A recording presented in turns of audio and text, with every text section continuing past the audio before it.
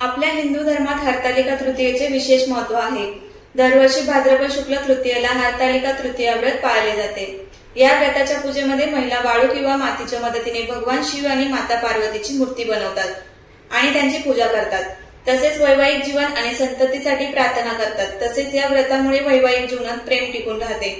यावर्षी हा सण कधी साजरा केला जाईल, याचबरोबर ही पूजा आपण कोणत्या पद्धतीने करू शकतो, उपवास कधी सोडायचा, पूजेसाठी लागणारे संपूर्ण साहित्य काय असणार आहे, त्याचबरोबर या पूजेची सांगता कशी करायची, या सर्व गोष्टींची माहिती आजच्या व्हिडिओमध्ये पाहणार आहोत।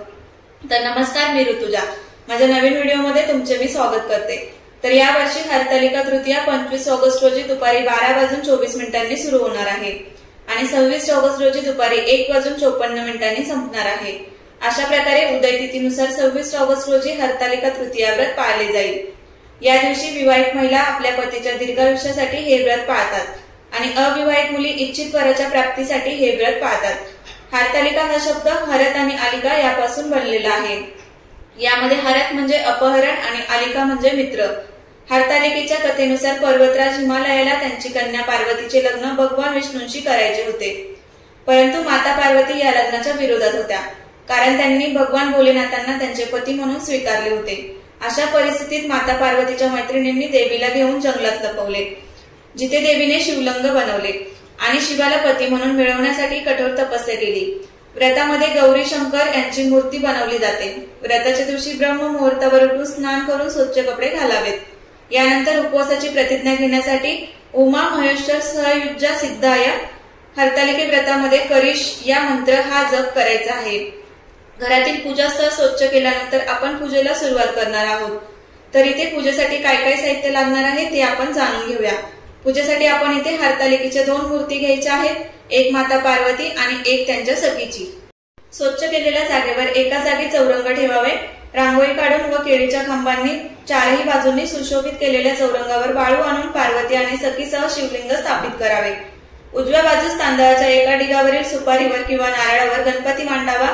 समोर 5 विडे मांडून तेथे सुपारी, खारीक, बदाम, नाणे, फळ ठेवावे। सर्वप्रथम स्वतःला हळद कुंकू लावून देवासमोर विडे ठेवावे। अक्षदा हळद कुंकू वाहून मनोभावे नमस्कार करावा। घरातील वडीलधाऱ्या मंडळींना नमस्कार करून नंतर पूजा प्रारंभ करावी। पूजा करण्यापूर्वी दिव्यांचीही पूजा करावी। सर्वप्रथम गणपतीची आणि नंतर महादेव व सखी पार्वतीची षोडशोपचारे पूजा करावी। पूजेसाठी घेतलेले साहित्य विधीपूर्वक देवाला अर्पित करावे। पूजेसाठी लागणारे साहित्य असे आहे: चौरंग, रांगोळी, तांदूळ, पाण्याचा कलश, ताम्हण, पळी, पंचपात्र, तसराळ, आसन, निरांजन, शंख, घंटा, समई, कापूर आरती, हळद कुंकू, अष्टगंध, गुलाल, बुक्का, चंदन, अक्षदा, उदबत्ती, कापूर, तुपाच्या व तेलाच्या वाती, अत्तर खाया, विड्याची पाने, सुपाऱ्या, बदाम, खारका, नारळ, फळे, खडीसाखर, गुळ, खोबरे, पंचामृत, कापसाचे वस्त्र, कोरे वस्त्र, तसेच फणी, काजळ, गळेसरी, कांकणे, आरसा इत्यादी सौभाग्य द्रव्ये। या व्यतिरिक्त फुले, दुर्वा, तुलसीपात्र व झाडांची पाने। पूजा केल्यावर धूप, दीप, नैवेद्य दाखवून पत्री व्हावी। हरतालिकेच्या पूजेत जी पत्री वाहतात त्यांचे क्रम असे आहे: सर्वात अगोदर बेल, आघाडा, मधुमालती, दुर्वा, चाफा, कण्हेर, बोर, रुई, तुळस, आंबा, डाळिंब, धोत्रा, जाई, मरवा, बकुळ, अशोकाची पाने व्हावी। नंतर मनोभावे प्रार्थना करावी। कुमारिकेने इच्छित फळ मिळवण्यासाठी तर सुवासिनीने अखंड सौभाग्य लाभू दे अशी प्रार्थना करावी। दिवसभर कडक उपोषण करावे, शक्य नसल्यास फलाहार करावा। या दिवशी आगीवर बनवलेला कोणताही पदार्थ खाल्ला जात नाही। नंतर रात्रभर झिम्मा, फुगडी, टिपऱ्या, गोप इत्यादी खेळ खेळले जातात। हरतालिकेची कथा ऐकून आरती करून 12 नंतर रुईच्या पानावर दही घालून ते चाटलं जातं। दुसऱ्या दिवशी उत्तर पूजा करून ती लिंगे विसर्जन केली जातात। अशा प्रकारे पार्वती मातेने भगवान शंकरांना प्रसन्न करण्यासाठी हे व्रत केले होते। तेच उद्देश ठेवून सर्व उत्कृष्ट गुणांनी युक्त असा पती मिळावा म्हणून कुमारिका हे व्रत करतात व मिळालेला पती दीर्घायुष्य व्हावा म्हणून सुवासिनी हे व्रत करतात। पूर्वजन्मी अखंड सौभाग्य प्राप्त व्हावे म्हणून विधवा स्त्रिया या व्रतानिमित्त उपवास करतात। विश्वात नररूप शिव व नारीरूप उमा म्हणजेच पार्वती आहे आणि हे दोन्ही जगाचे पूर्ण रूपे आहेत। दिवसभर उपवास करायचा आहे, शक्य नसल्यास फळे खाऊन उपवास करू शकतो। पूजा झाल्यानंतर मनोभावे पार्वती आणि महादेवांना नमस्कार करायचा आहे। त्यानंतर आपण कशा प्रकारे या पूजेची सांगता करायची आहे। हरतालिका उत्तर पूजा किंवा व्रताची सांगता कशी करायची हे मी तुम्हाला थोडक्यात सांगते। व्रतामध्ये दुसऱ्या दिवशी सकाळी पहाटे उत्तर पूजा करायची असते। आचमन करून पंचोपचाराने आपल्याला पूजा करायची आहे। दही भाताचा नैवेद्य दाखवून मग आरती करायची आहे आणि अक्षदा व्हायची आहे। यानंतर देवतांचे विसर्जन करायचे आहे। अशा प्रकारे आतापर्यंतच्या व्हिडिओमध्ये आपण हरतालिकेची पूजा कधी व कशी करायची आहे, त्यासोबतच व्रताची पूर्ण विधी, उपवास कसा करायचा आहे, पूजेची सांगता कशी करायची आहे किंवा मग पूजेसाठी लागणारे साहित्य या सर्वाची माहिती घेतलेली आहे। त्यानंतर सर्वात शेवटी आता आपण हरतालिकेची जी कहाणी आहे ती वाचून घेणार आहोत। ही कहाणी जर तुम्हाला वाचता येत नसेल तर तुम्ही ही कहाणी त्या दिवशी ऐकू शकता। एके दिवशी शंकर पार्वती कैलास पर्वतावर बसली होती। पार्वतीनं शंकराला विचारलं, महाराज, सर्व व्रतात चांगलं असं व्रत कोणते? श्रम थोडे आणि फळ पुष्कळ असं एखादं व्रत असेल तर मला सांगा। मी कोणत्या पुण्याईनं आपले पदरी पडले हेही मला सांगा।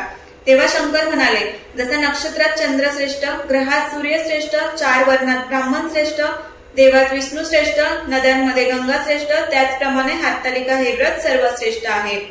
ते तुला सांगतो। तेच तू पूर्वजन्मी हिमालय पर्वतावर केलंस आणि त्या पुण्याईने तू मला प्राप्त झालीस। ते व्रत 1। हे व्रत भाद्रपद महिन्यातील पहिल्या तृतीयेला करावं। ते पूर्वी तू कसं केलंस ते मी तुला आता सांगतो। तू लहानपणी मी तुला प्राप्त व्हावं म्हणून मोठं तप केलंस। 64 वर्ष तर झाडाची पिकली पानं खाऊन होतीस। थंडी, पाऊस, ऊन ही तिन्ही दुःख तू सहन केलीस। हे तुझे श्रम पाहून तुझ्या बापाला फार दुःख झालं व अशी कन्या कोणाला द्यावी अशी त्याला चिंता पडली। इतक्यात तिथे नारद मुनी आले। हिमालयाने त्यांची पूजा केली व येण्याचं कारण विचारलं। तेव्हा नारद म्हणाले, तुझी कन्या उपवर झाली आहे, ती विष्णूला द्यावी, तो तिचा योग्य नवरा आहे। त्यांनीच मला तुझकडे मागणी करण्यास पाठवलं आहे, म्हणून इथं मी आलो आहे। हिमालयाला मोठा आनंद झाला, त्याने ही गोष्ट कबूल केली। नंतर नारद तिथून विष्णूंकडे गेले। नारद गेल्यावर तुझ्या बापानं ही गोष्ट तुला सांगितली। ती गोष्ट तुला रुचली नाही, तू रागावलीस। असं पाहून तुझ्या सखीनं रागवण्याचं कारण विचारलं। तेव्हा तू सांगितलंस, महादेवा वाचून मला दुसरा पती करायचा नाही, असा माझा निश्चय आहे। असं असून माझ्या बापानं मला विष्णूला देण्याचं कबूल केलं आहे। याला काय उपाय करावा? मग तुला तुझ्या सखीनं एका घोर अरण्यात नेलं। तिथं गेल्यावर एक नदी दृष्टीस पडली। जवळच एक गुहा आढळली। त्या गुहेत जाऊन तू उपवास केलास। तिथं माझं लिंग पार्वतीसह स्थापिलस, त्याची पूजा केलीस। तो दिवस भाद्रपद शुद्ध तृतीयेचा होता। रात्री जागरण केलंस। त्या पुण्याईनं इथलं माझं आसन हल्लं। नंतर मी तिथं आलो, तुला दर्शन दिलं आणि वर मागण्यास सांगितलं। तू म्हणाली, तुम्ही माझे पती व्हावे, याशिवाय दुसरी इच्छा नाही। नंतर ती गोष्ट मी मान्य केली आणि मी गुप्त झालो। पुढे दुसऱ्या दिवशी ती व्रतपूजा विसर्जन केलीस। मैत्रिणीसह त्यांचं पारणं केलंस। इतक्यात तुझा बाप तिथे आला। त्यानं तुला इकडे पळून येण्याचं कारण विचारलं। मग तू सर्व हकीकत सांगितलीस। पुढे त्यानं तुला मलाच देण्याचं वचन दिलं। तुला घेऊन घरी गेले। मग काही दिवसांनी चांगला मुहूर्त पाहून मला अर्पण केली।